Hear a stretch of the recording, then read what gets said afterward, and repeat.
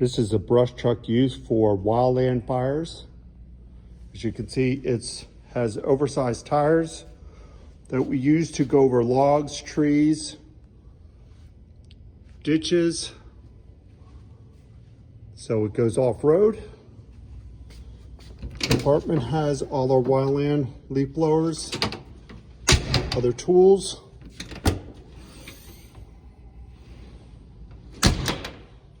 It's got pumps, so we bring the water out there. We have hoses that reel out about 200 feet.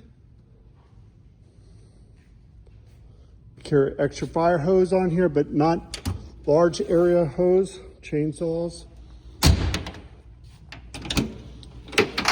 Pulaskis, which are these rakes, and fire equipment. So this is a brush truck at a fire station.